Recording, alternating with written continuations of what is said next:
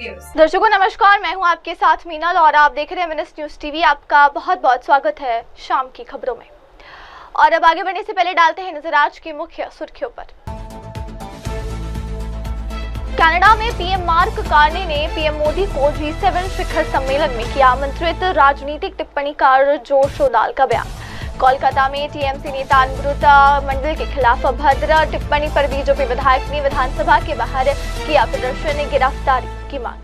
दिल्ली में जाति सर्वेक्षण पर कर्नाटक उप मुख्यमंत्री डीके शिवकुमार का बयान सामने आया। और अब खबरें विस्तार के साथ। कनाडा के आर्थिक विशेषज्ञ और राजनीतिक टिप्पणीकार जोश उदाल ने कहा कि कनाडाई प्रधानमंत्री मार्क कार्नी आर्थिक मामलों पर अधिक ध्यान केंद्रित कर रहे हैं। उन्होंने बताया कि पीएम कार्नी द्वारा पीएम मोदी से संपर्क करने का मकसद आर्थिक संबंधों को पुनः शुरू करना है। जोश उदाल ने कहा, मार्क कार्नी मुख्य रूप से कनाडा के आर्थिक मुद्दों पर फोकस्ड है और इसलिए जो मैं देख रहा हूँ ये वो है जो कि पीएम मोदी से आर्थिक संबंधों को मजबूत करने की दिशा में कदम उठा रहे हैं। उदाल ने यह भी कहा कि पीएम मोदी संभवतः कार्नी से खालिस्तानी मुद्दा उठाएंगे, लेकिन कनाडा में इस विषय पर राजनीतिक इच्छा शक्ति कम दिख रही है। उन्होंने बताया कि ये मुद्दा प्रधानमंत्री मोदी को ही पीएम कार्नी के सामने मजबूती से रखना होगा, क्योंकि कार्नी का फोकस केवल एक चीज पर है, अर्थव्यवस्था और व्यापार संबंध, खासकर उन देशों के साथ जो अमेरिका नहीं है। इस तरह G7 शिखर सम्मेलन के दौरान आर्थिक साझेदारी और व्यापार को लेकर कनाडा भारत संबंधों में नई गति आने की उम्मीद है। और अब अगली खबर।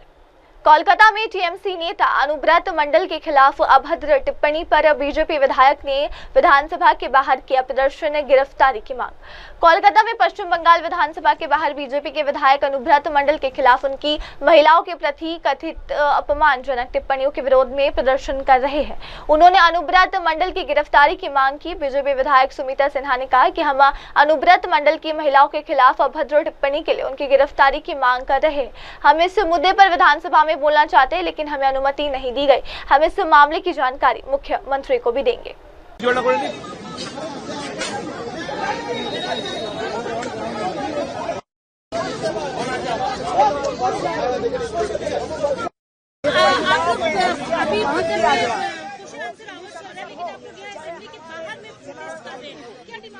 क्योंकि हमारा जो डिमांड्स है अनुब्रत जी जो हमारे नारी के एगेंस्ट, नारी समाज के एगेंस्ट जो वार्ता दिया है, जो बातें की है, वो बातें जो घिनौनी बातें, माँ को, पुलिस ऑफिसर की माँ को, बहन को, बीबी को लेके जो घिनौना अप्रोच किया है, हमें तो डर लग रहा है अगले दिन ये पुलिस ऑफिसर लोग सब क्या चिंता कर रहे हैं। ये लोग को भी तो शर्म आना चाहिए ना।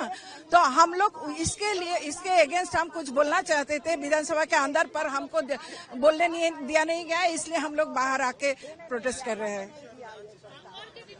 डिमांड्स है कि उनका जेल होना चाहिए, उनको पकड़ना चाहिए, फिर से उनको जेल में भरना चाहिए।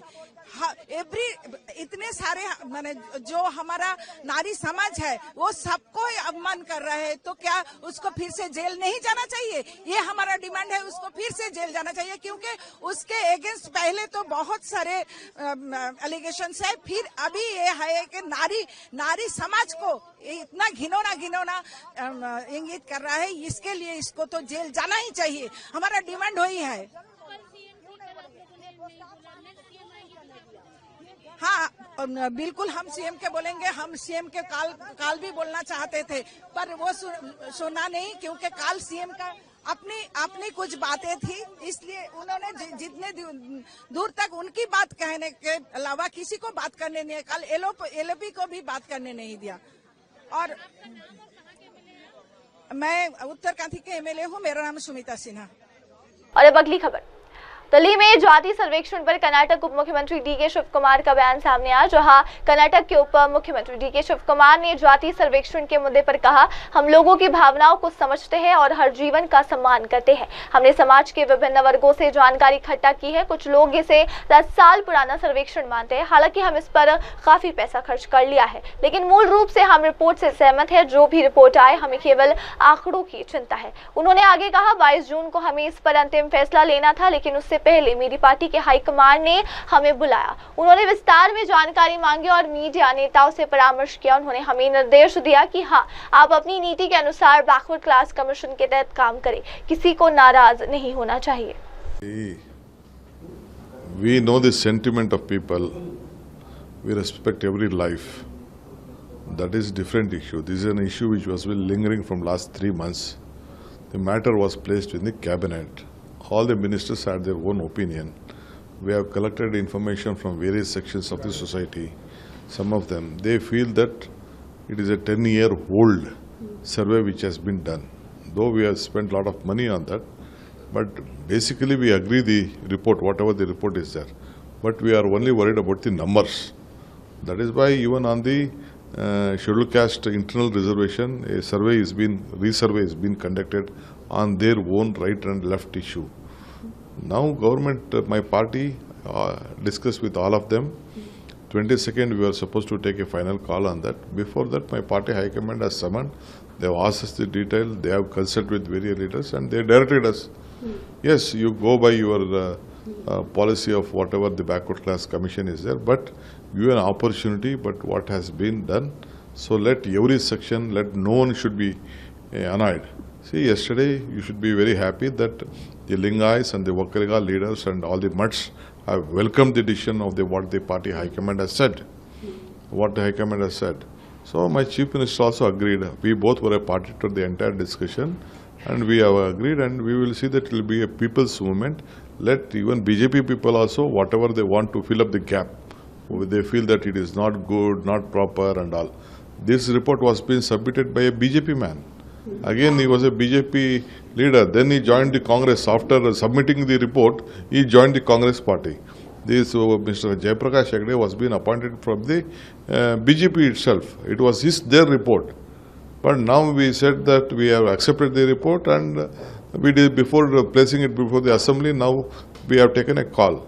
Sir, how? और अब अगली खबर। जिनेवा स्विट्जरलैंड में 113वें अंतर्राष्ट्रीय श्रम सम्मेलन में श्रम मंत्री डॉक्टर मनसुख मंडाविया का बयान सामने आया, जहां 113वें अंतर्राष्ट्रीय श्रम सम्मेलन के पूर्ण सत्र में श्रम एवं रोजगार मंत्री डॉक्टर मनसुख मंडाविया ने कहा कि भारत श्रमिक सुरक्षा के महत्व को समझता है। उन्होंने जोर दिया कि प्रस्तावित उपकरण की परिभाषा इतनी व्यापक न हो कि वो कार्यस्थल के बाहर भी लागू हो जाए। उन्होंने कहा इस संधि का सार्वभौमिक कवरेज दृष्टिकोण औपचारिक क्षेत्र और लघु माध्यम उद्यमों के लिए विशेष चुनौतीपूर्ण साबित हो सकता है। डॉक्टर मांडविया ने एक कर्मबद्ध जोखिम आधारित रणनीति अपनाने की सिफारिश की, जिससे श्रमिक सुरक्षा और व्यावसायिक वास्तविकताओं के बीच संतुलन बना रहे। उन्होंने वैश्विक मानकों के निर्धारण में देश विशेष विविधताओं को ध्यान देने में रखने और समायोजित करने की अपील भी की। उन्होंने आगे कहा, आइए हम ऐसी भविष्य की पीढ़ी बनाए जिसमें नवाचार और समावेशन दोनों हो और कोई भी श्रमिक पीछे न रह जाए। मैंने इस ILC सत्र में बायोलॉजिकल हैजार्ड्स पर और इस चर्चा को भी गंभीरता से सुना है। हम लेबर सेफ्टी के महत्व को पूरी तरह स्वीकार करते हैं, लेकिन साथ ही जरूरत पर भी बल देना चाहेंगे कि प्रपोज्ड इंस्ट्रूमेंट की डिफिनेशन इतनी ब्रॉड ना हो कि वे वर्कप्लेस सेटिंग के दायरे बाहर भी लागू होने लग जाए। कन्वेंशन का यूनिवर्सल कवरेज अप्रोच विशेष रूप से इनफॉर्मल सेक्टर और MSME के लिए चुनौतीपूर्ण हो सकता है। भारत इस दिशा में एक ग्रेडेड रिस्क टायर्ड स्ट्रेटेजी की सिफारिश करता है, जो वर्कर सेफ्टी और ऑपरेशनल रियलिटीज में बैलेंस बनाए। हमारा आग्रह है कि ग्लोबल स्टैंडर्ड्स तय करते समय विभिन्न देशों की विविधताओं का संदर्भ लिया जाए और उन्हें समायोजित करा जाए। प्रधानमंत्री श्री मोदी जी के नेतृत्व में भारत ने सतत आर्थिक विकास और रोजगार सृजन के लिए एक नई नींव रखी है। आइए हम सब मिलकर ऐसे फ्यूचर वर्क का निर्माण करें जो इनोवेशन और इंक्लूजन का संगम हो और जहां कोई भी श्रमिक पीछे ना छूटे। Thank you very much. और अब अगली खबर। राजा रघुवंशी की मां से मिला सोनम का भाई फूट फूट कर रोया, बहन के लिए कही बातें। इंदौर के राजा रघुवंशी हत्याकांड में पुलिस का एक्शन जारी है। इस बीच सोनम के भाई ने राजा रघुवंशी के घर पहुंचकर उनकी मां से मुलाकात की। सोनम के भाई गोविंद ने कहा कि हम इस परिवार के साथ खड़े हैं। इंदौर में राजा रघुवंशी के घर अभी थोड़ी देर पहले सोनम का भाई गोविंद पहुंचा था। उसने राजा की मां से मुलाकात की। इस दौरान वो राजा के मां से गले से मिलकर टूट टूट कर रोया। गोविंद ने कहा, हमारे परिवार को उस रिश्ते के बारे में कोई जानकारी नहीं थी। वही जो लोग दोषी हैं उन सभी को फांसी की सजा हो। गोविंद ने कहा, हम इस परिवार के साथ खड़े हैं। राजा की मां से मिलने के बाद सोनम के भाई ने कहा, सोनम का किसी के साथ अफेयर नहीं था। जो भी दोषी है उसे फांसी हो। उसने कहा, राज कुशवाहा सिर्फ हमारा कर्मचारी है और सोनम राज के साथ कर्मचारी के तौर पर बात करती थी। वो राज कुशवाहा को राखी भी बांधती थी। आइडिया हटा लो।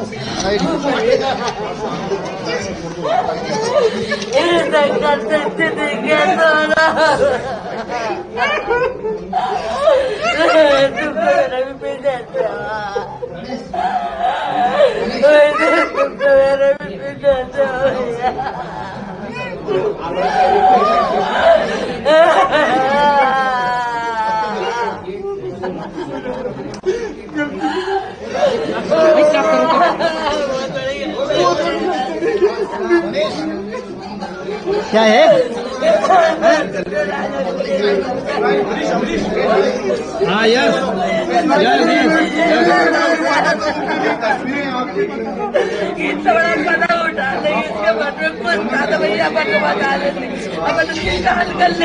माइक लगा दो।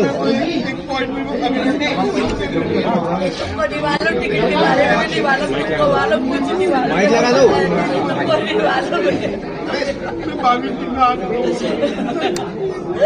ऐसा मामला होता तो बड़े क्यों लेते। अरे अमरीश लाइट। और अब अगली खबर। संविधान सत्ता को संतुलित करता है ताकि गरिमा बहाल हो सके, ऑक्सफोर्ड यूनियन में सीजीआई गवाही। भारत का संविधान एक सामाजिक दस्तावेज है जो ये दिखावा नहीं करता कि सभी लोग बराबर हैं, बल्कि ये साहस करता है कि वो सत्ता को फिर से संतुलित करे और गरिमा को बहाल करे। ये बात मुख्य न्यायाधीश बीआर गवई ने ऑक्सफोर्ड यूनियन में अपने संबोधन के दौरान कही। सीजीआई गवई प्रतिनिधित्व से लेकर क्रियान्वयन तक संविधान के वादे को मूर्त रूप देना विषय पर बोल रहे थे। इस दौरान उन्होंने अपने व्यक्तिगत जीवन के अनुभव भी साझा किए। उन्होंने बताया कि किस तरह से उन्होंने एक नगर पालिका स्कूल से देश के सर्वोच्च न्यायिक पद तक का सफर तय किया और कैसे इसमें संविधान ने उनका मार्गदर्शन किया, जिसको अब 75 साल पूरे हो चुके हैं। उन्होंने संविधान के प्रारूप समिति के अध्यक्ष डॉक्टर भीमराव अंबेडकर की भूमिका पर भी चर्चा की और बताया कि कैसे अंबेडकर ने दूरदर्शिता के साथ संविधान में पर्याप्त सुरक्षा और सकारात्मक प्रावधानों, खासकर प्रतिनिधित्व के सिद्धांत को शामिल करने में महत्वपूर्ण भूमिका निभाई है। सीजीआई गवई ने कहा कि कई दशक पहले भारत में लाखों लोगों को अछूत कहा जाता था। उन्होंने ये बताया जाता था कि वे शुद्ध है, वे इस समाज का हिस्सा नहीं है और वे खुद के लिए बोल भी नहीं सकते। लेकिन आज हम यहाँ हैं। आज उन्हीं लोगों में से एक व्यक्ति देश के सर्वोच्च न्यायिक पद पर बैठकर खुलकर बोल रहा है। यही भारत के संविधान ने किया। उसने भारत के लोगों से कहा कि वे इस देश के हैं, वे खुद के लिए बोल सकते हैं और समाज व सरकार के हर क्षेत्र में उनकी बराबरी की जगह है। और अब अगली खबर। अनंतनाग में प्रधानमंत्री मोदी के नेतृत्व में भारत ने हर क्षेत्र में ऐतिहासिक प्रगति की। डॉक्टर दरख्शा अंद्राबी, जम्मू कश्मीर वक्फ बोर्ड के अध्यक्ष डॉक्टर दरख्शा अंद्राबी ने कहा कि प्रधानमंत्री नरेंद्र मोदी के नेतृत्व में बीते 11 वर्षों में भारत ने हर क्षेत्र में अभूतपूर्व प्रगति की है। उन्होंने कहा, इन 11वें वर्षों में देश बिना किसी भटकाव या बाधा के निरंतर विकास के मार्ग के पर आगे बढ़ रहा है। ये सरकार भारत को लाल चूल्हों से डिजिटल इंडिया, धूल भरी सड़कों से चंद्रयान तक ले गई है।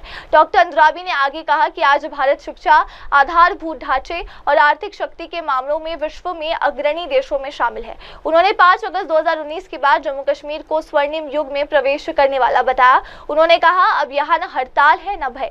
कश्मीर से कन्याकुमारी तक क्षेत्र अब विकास के एक ही झंडे तले वास्तव में एकजुट है। दौरान आपने कहा कि बीजेपी के 11 साल पूरे हुए, उसके रिलेटेड थोड़ा सा। देखिए, आप जानते हैं कि आज जो हमारे प्रधानमंत्री जी के नेतृत्व में जो ये 11 साल बेमिसाल रहे और जिस तरह से हमारे देश ने उन्नति की, प्रोग्रेस किया, हर एक सेक्टर में आपने देखा देश का ग्राफ किस कदर ऊपर गया और कहीं पे भी किसी भी गपले की बात नहीं आई।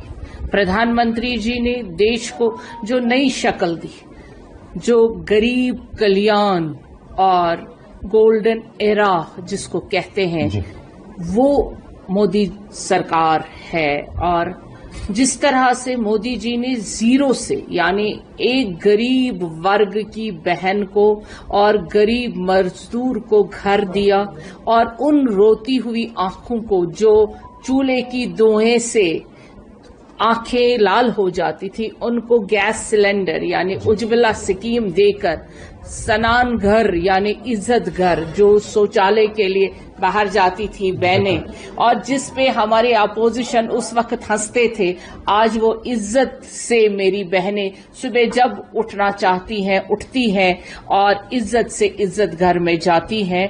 ये पहली वो स्कीम्स थी जिस पे अपोजिशन बड़ा रो रही थी, लेकिन इसी धीरे धीरे सड़कों का जाल हमारे कदम जो चांद पे थे, जो हमने चांद पे भी अब अपना झंडा लहराया, सड़कों का जाल फैलाया।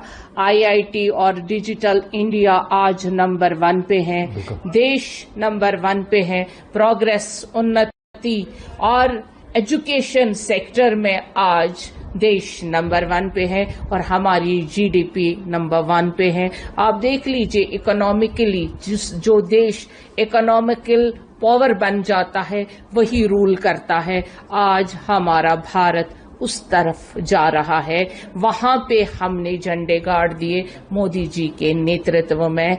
और खासकर जब हम जम्मू कश्मीर की बात कर रहे हैं, 5 अगस्त 19 के बाद जो ब्लैक डेज जम्मू कश्मीर के थे वो वाकई में अगर जहां हम कहेंगे गोल्डन डेज, वाकई हमें वो कश्मीर वापस मिला जिसके लिए हम 30-35 साल इंतजार करके हमारे बहुत सारे ऐसे लोग इस दुनिया से चले भी गए, लेकिन आज हम उस कश्मीर में बैठे हैं जहां हम भूल ही गए थे अमन किसे कहते हैं और हड़तालों के बगैर क्या कभी हमें जिंदगी मिलेगी। 5 अगस्त 19 के बाद जो हमें प्रधानमंत्री मोदी जी ने वादे किए थे पार्लियामेंट में भी और यहाँ आकर भी, वो ख्वाब शर्मंदा ताबीर हो गया और आज जम्मू कश्मीर उसी उन्नति के साथ दौड़ रहा है जो परसों आपने देखा, वो रेल लिंक जो कश्मीर से अब कन्याकुमारी तक और कन्याकुमारी से कश्मीर तक आ गया। अब हम देश जो एक वाकई में एक झंडे के तहत और एक रूल के तहत, वो भी उस रूल के तहत जो वाकई में डेवलपमेंट का रूल है, मोदी जी का रूल है, मोदी जी की सोच है, उस सोच के साथ जम्मू कश्मीर भी बाकी देश के साथ तरक्की कर रहा है। कांग्रेस का एक लीडर कह रहा है कि दफा 370 जो हटा कश्मीर में बहुत ही अच्छा फैसला था बीजेपी की तरफ से, लेकिन नेशनल कॉन्फ्रेंस और कांग्रेस यहाँ के लोगों को धोखा दे रही है कि हम उसके लिए लड़ रहे हैं। देखिए, उनका जो हमेशा बात रही कांग्रेस की और नेशनल कॉन्फ्रेंस की, वो लोगों के लिए कभी जीते ही नहीं है और उन्होंने वो साबित आज भी कर दिया। वो सिर्फ अपनी कुर्सी के लिए जीते हैं, लोगों के लिए वो कभी न बात करते हैं, ना ही उन्होंने लोगों के लिए कभी सोचा। अगर सोचा होता तो जम्मू कश्मीर जो अभी उन्नति कर रहा है, तरक्की कर रहा है, उसमें वो लोगों को गलत नहीं बताते।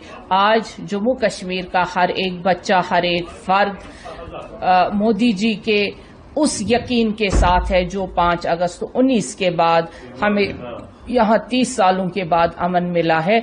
हम उन्हीं के साथ है, हर एक बच्चा उसी के साथ है और वही तरकीब पाना चाहता है जो हमें बीजेपी गवर्नमेंट में मिली। महबूबा मुफ्ती कह रही है कि मैंने अपने दौर में 12,000 युवाओं का जो एफआईआर लगा था वो वापस लिया है, लेकिन आज की सरकार जो है फोटोशूट और ऑफिसरों की ट्रांसफर करने में लगी हुई है। देखिए, इस पे हम बात करना नहीं चाहेंगे क्योंकि मोदी जी का गोल्डन एरे की बात हो रही है, इसमें बाकियों की बात कहीं टिकती नहीं है। और अब अगली खबर, अमेरिकी राष्ट्रपति डोनाल्ड ट्रंप का बयान सामने आया है जिसमें कहा गया है कि हम सैनिकों को हटा रहे हैं, उन्हें परमाणु हथियार नहीं रखने देंगे। अमेरिका के राष्ट्रपति डोनाल्ड ट्रंप ने कहा कि कुछ मध्य पूर्वी देशों से अमेरिकी सैनिकों को हटाया जा रहा है क्योंकि वो क्षेत्र खतरनाक हो सकता है। ट्रंप ने स्पष्ट किया कि सैनिकों को हटाने की प्रक्रिया पहले ही शुरू कर दी गई है और संबंधित देशों को इसकी सूचना दे दी गई है। राष्ट्रपति ट्रंप ने कहा, हमने नोटिस दे दिया है कि उन्हें हटा लिया जाएगा। वो एक खतरनाक जगह हो सकती है। हम देखेंगे आगे क्या होता है। उन्होंने ये भी दोहराया कि अमेरिका किसी भी कीमत पर उन देशों को परमाणु हथियार हासिल करने की अनुमति नहीं देगा। उन्होंने कहा बहुत सरल है, वो परमाणु हथियार नहीं रख सकते, हम ऐसा होने नहीं देंगे। ट्रंप का ये बयान ऐसे समय आया जब क्षेत्र में बढ़ते तनाव और अमेरिका की रणनीतिक स्थिति को लेकर वैश्विक स्तर पर चर्चा तेज है। और अब अगली खबर।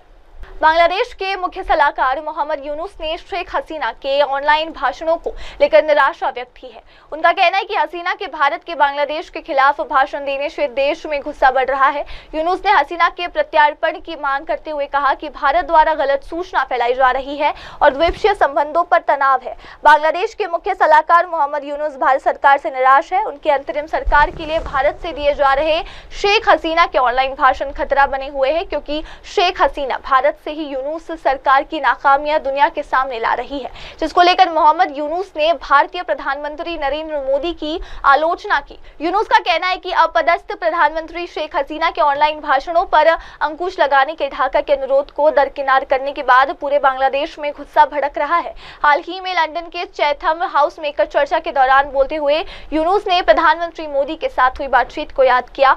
यूनुस ने भारत से हसीना के संबोधनों का जिक्र करते हुए कहा, जब मुझे प्रधानमंत्री मोदी से बात करने का मौका मिला तो मैंने बस इतना कहा कि आप उनकी मेजबानी करना चाहते हैं। मैं आपको उस नीति को छोड़ने के लिए मजबूर नहीं कर सकता, लेकिन कृपया हमें ये सुनिश्चित करने में मदद करें कि वो बांग्लादेशी लोगों से उस तरह बात न करे जैसा वो कर रही है। और अब बढ़ते अगली खबर की ओर।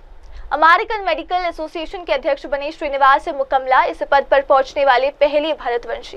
भारतीय मूल के श्रीनिवास मुकम्मला अमेरिकन मेडिकल एसोसिएशन के अध्यक्ष चुने गए हैं। इस पद पर पहुंचने वाले श्रीनिवास पहले भारतवंशी है। श्रीनिवास मुकम्मला ने अमेरिकन मेडिकल एसोसिएशन का 180वां अध्यक्ष बनने पर खुशी जताई। 178वां साल पुराना अमेरिकन मेडिकल एसोसिएशन अमेरिका का सबसे बड़ा और प्रभावी मेडिकल संगठन है। श्रीनिवास मुकम्मला, जिन्हें बॉबी मुकम्मला के नाम से भी जाना जाता है, नाक कान गला रोग विशेषज्ञ डॉक्टर हैं। ये उपलब्धि इसलिए भी खास है क्योंकि पिछले साल नवंबर में श्रीनिवास मुकम्मला को जांच में ब्रेन कैंसर का पता चला था, जिसके बाद उनकी ब्रेन सर्जरी की गई थी। फिलहाल अब वक्त हो चला एक ब्रेक का। ब्रेक के बाद लौटेंगे और जानेंगे देश दुनिया की तमाम बड़ी खबरें। तो तब तक के लिए आप जुड़े रहे मेरी सहयोगी शिवा के साथ और देखते रहिए एमएनएस न्यूज टीवी। नमस्कार। हाय हेलो नमस्कार, मैं हूं पंकज विष्णु और आप देख रहे हैं एमएनएस न्यूज। आप देख रहे हैं एमएनएस न्यूज, सच जरूर।